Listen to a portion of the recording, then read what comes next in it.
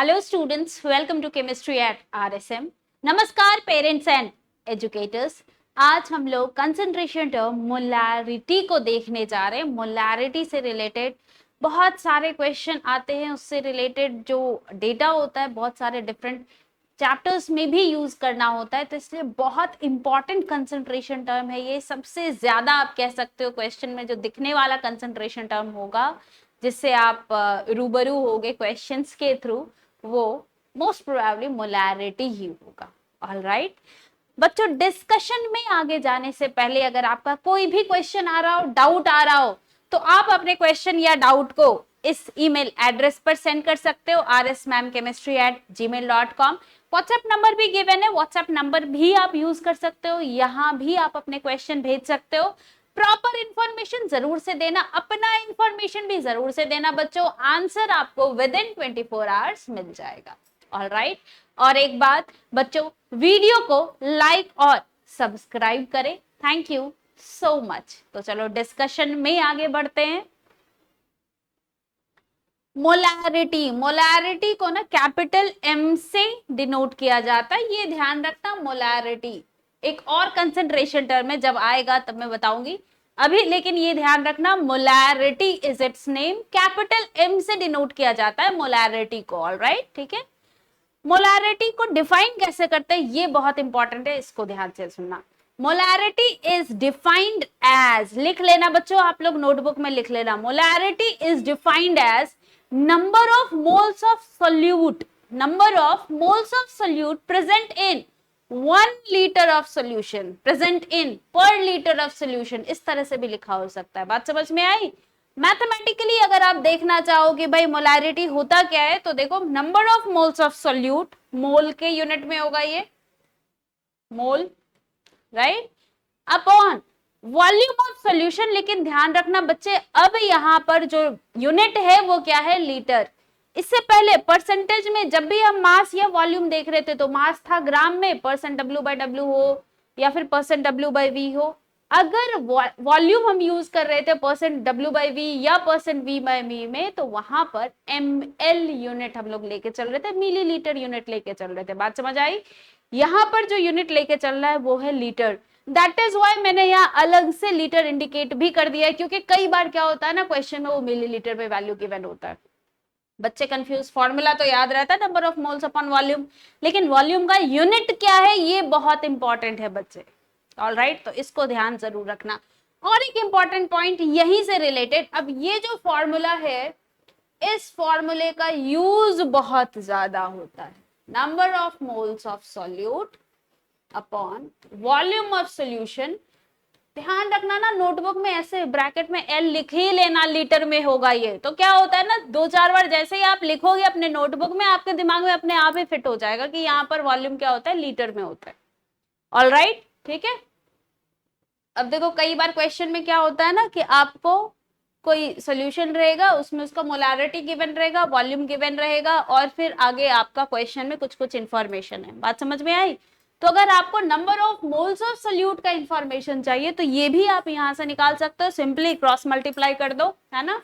तो number of मोल का जो यहाँ फॉर्मूला आ जाता है, नंबर ऑफ मोल, मोलैरिटी से रिलेटेड देख लो, molarity multiplied by volume of solution, है ना। लेकिन ये जरूर ध्यान रखना, यूनिट का ध्यान रखना, मोलैरिटी आपका कैपिटल एम में होना चाहिए एंड वॉल्यूम आपका लीटर में होना चाहिए। बात समझ में आई? तो यूनिट का आप जरूर ध्यान रखना। तो आपका ये जो भी वैल्यू आएगा उसका यूनिट क्या आएगा, वो मोल में आ जाएगा। जो भी सब्सटेंस होगा उसका अमाउंट आपको मोल में पता चल जाएगा, ठीक है। इसी को शॉर्ट में ऐसे भी लिखते हैं, small n, number of mole को स्मॉल एन से डिनोट करते हैं, एम इंटू वी, है ना।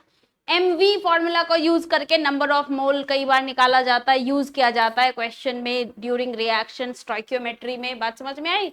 तो जैसे ये वहां यूज होगा ना तो मैं आपको याद दिला दूंगी, लेकिन अभी आप अपने नोटबुक में जरूर से लिख लेना, तभी तो जब आगे ये यूज होगा आप अपने नोटबुक को पीछे पलट के देख सकते हो, ओके ओके यहाँ पर ये रिलेशन आया हुआ था। बात समझ में आई? फॉर्मूला यही है, मोलैरिटी से ही रिलेटेड होता है ये। बात समझ में आई?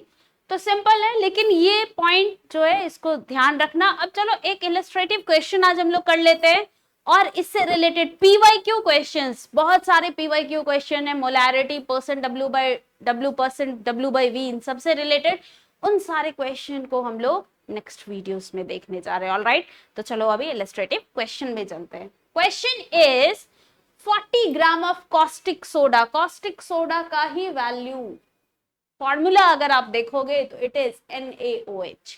बात समझ में आई? 40 gram of caustic soda is present in 500 millilitre, 500 millilitre of its solution. Alright, calculate molarity of the solution, molarity बताना है। बात समझ में आई? अब देखो यहाँ पर हमें क्या यूज करना होगा, मोलैरिटी निकालना है। That means number of moles of क्या चाहिए, NaOH, और वॉल्यूम ऑफ सॉल्यूशन चाहिए कौन से यूनिट में भाई, लीटर में चाहिए। बात समझे? अब देखो number of moles of NaOH directly नहीं गिवन है, मास गिवन है, तो मास गिवन है NaOH का एंड नंबर ऑफ मोल्स निकालना है। What should be the way? याद आ रहा होगा बच्चों, नंबर ऑफ मोल निकालना है, मास गिवन है, इसका मतलब mass upon molar mass formula हम लोग यूज कर सकते हैं यहाँ पर, राइट। तो NaOH का मोलर मास हमने पहले मोलर मास कैलकुलेशन में कर भी रखा है, राइट। Na 23 ग्राम पर मोल, ऑक्सीजन 16 ग्राम पर मोल, हाइड्रोजन 1 ग्राम पर मोल, सबको ऐड कर दो तो आ जाएगा 40।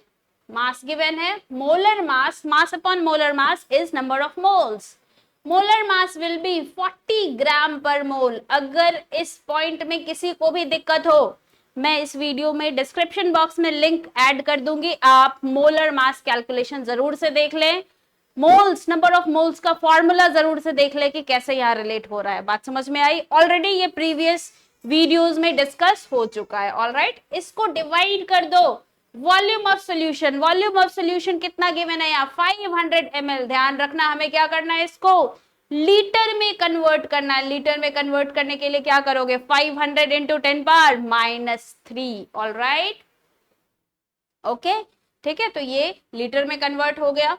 तो जैसे ही ये आ गया, अब देखो 1/0.5 आ जाएगा वैल्यू, है ना। तो आंसर क्या आ जाएगा आपका, 2 मोलर सॉल्यूशन। बात समझ में आई? तो इस तरह से मोलैरिटी को हम लोग यूज करते हैं। आगे वीडियोस में हम लोग देखेंगे और इसे किस तरह से यूज किया जा सकता है, उसका तरीका क्या होगा क्वेश्चन सॉल्व करने का। Alright, thank you so much.